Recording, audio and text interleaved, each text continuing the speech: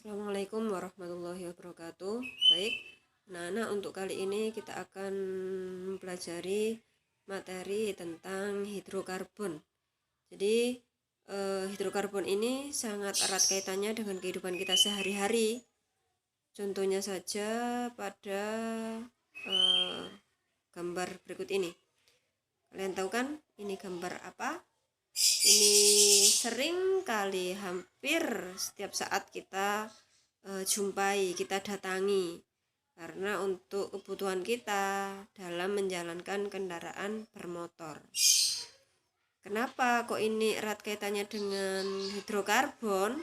Karena komponen-komponen penyusun dari bensin, ya, umumnya adalah bensin, itu sendiri erat kaitannya dengan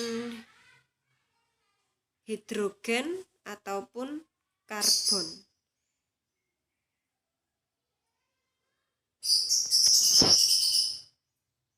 Jadi hidrokarbon itu tersusun atas senyawa karbon dan hidrogen.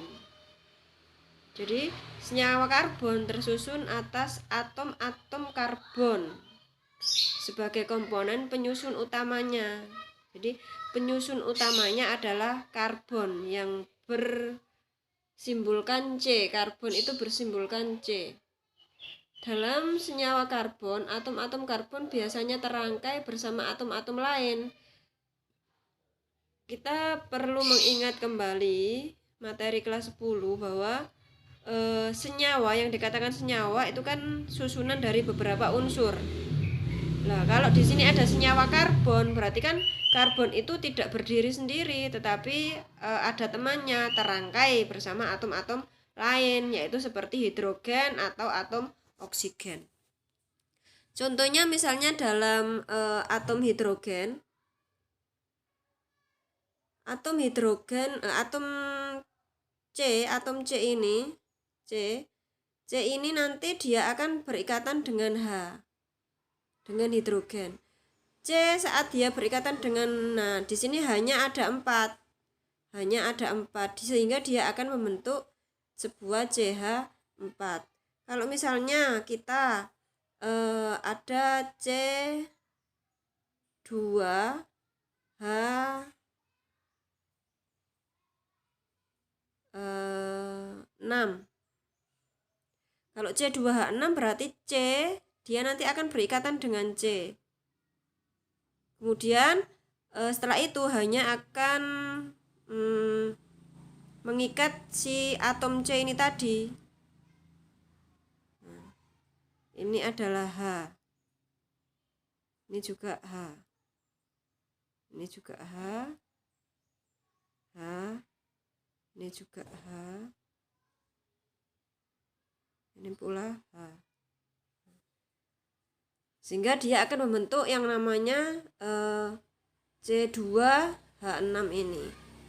Jadi karbon berikatan dengan karbon, kemudian hanya berada di ujung-ujungnya. Itu ya.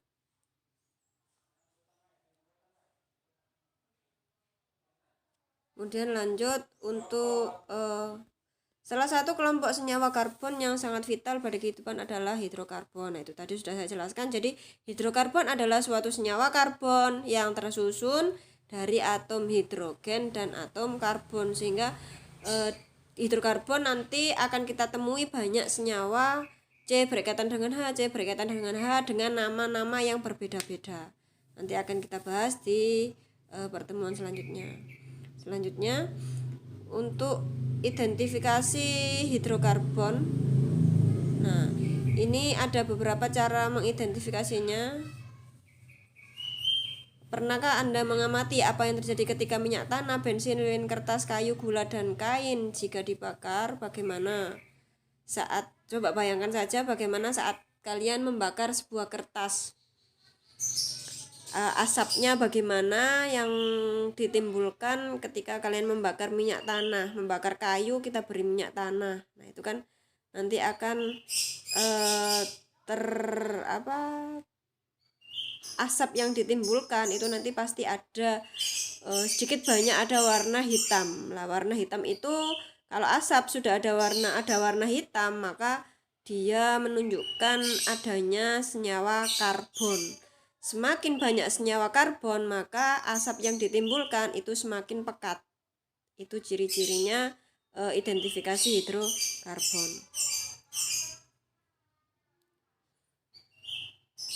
Nah, ini.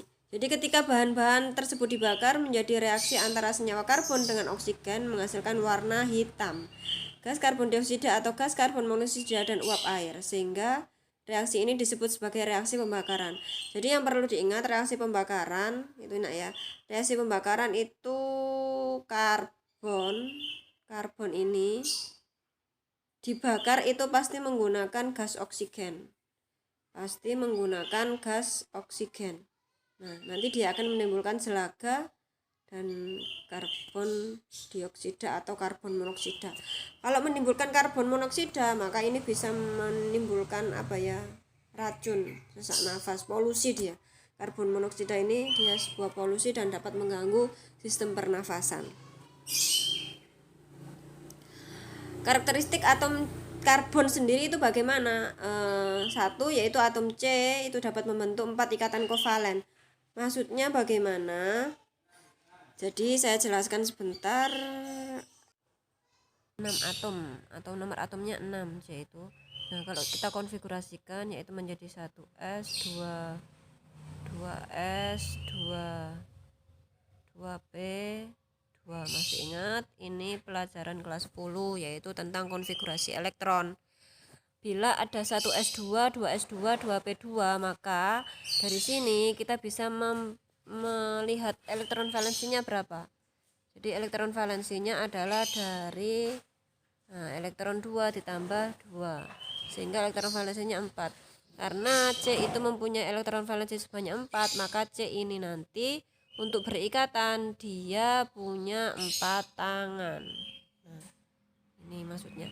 Jadi C itu harus punya 4 ikatan, tidak boleh kurang, tidak boleh lebih, tidak boleh ditawar, ini wajib 4 ikatan. Sehingga kenapa kok sampai ada senyawa CH4. Nah, ada senyawa CH4. Jadi C dia akan berikat 4, mengikat 4H. Ini H1, H2, H3, H4. Nah, inilah ceritanya kenapa kok sampai terbentuk ada CH4. Contoh lain misalnya ada yang berikatan rangkap 2. Misalnya C2H4. C2H4. C2 maka dia nanti C akan berikatan dengan C. Nah, kok bisa Bu? Ini kok double ikatannya, ikatan rangkap 2. Ya karena nanti ini akan kita pelajari lagi di materi selanjutnya, pembagian hidrokarbon. Sebentar, ini C-nya 2, C2 hanya 4. Maka ini 1, 2, 3, 4. Boleh seperti ini.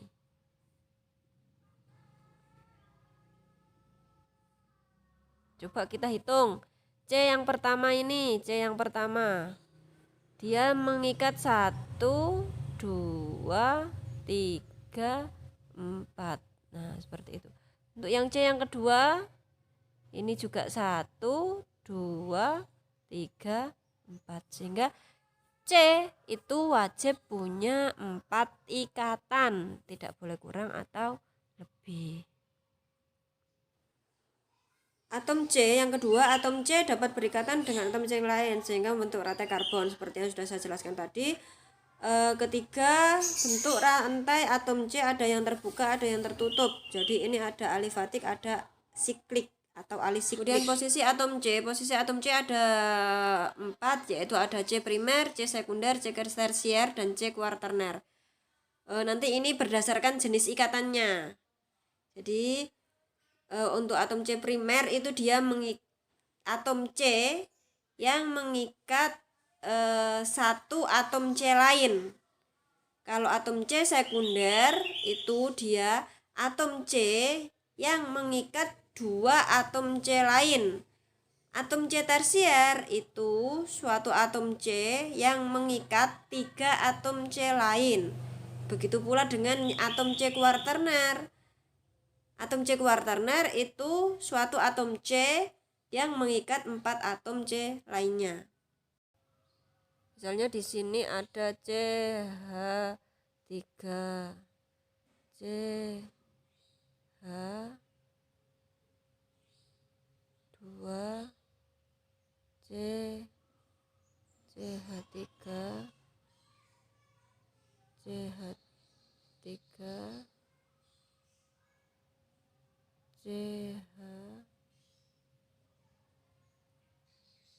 CH3. Nah, ini misalnya contoh. Di sini ada CH3, CH2, C yang mengikat 2C, kemudian mengikat CH lagi, CH3, CH3. C yang pertama ini, ini dia kan mengikat 1C.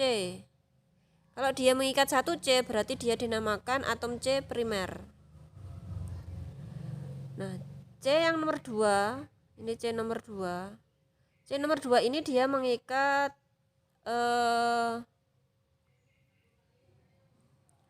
C nomor 2 ini dia mengikat 1, mengikat 2C, sehingga kalau dia mengikat 2 atom C itu dinamakan sekunder. Kemudian ada lagi yang ketiga. C yang di tengah, C yang ketiga ini dia mengikat 1, 2, 3, 4 atom C. Kalau mengikat 4 atom C berarti dinamakan sebagai C kuarterner. Kemudian yang terakhir, C ini dia mengikat 1, 2, 3. Karena dia mengikat 3, kalau 1 kan primer, sekunder, maka kalau 3 adalah tersier.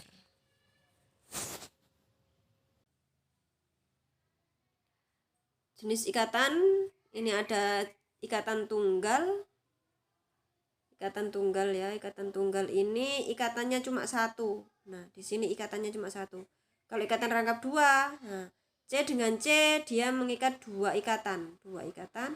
Ikatan rangkap 3, C dengan C dia mengikat, nah, ini 3, terdapat 3 ikatannya.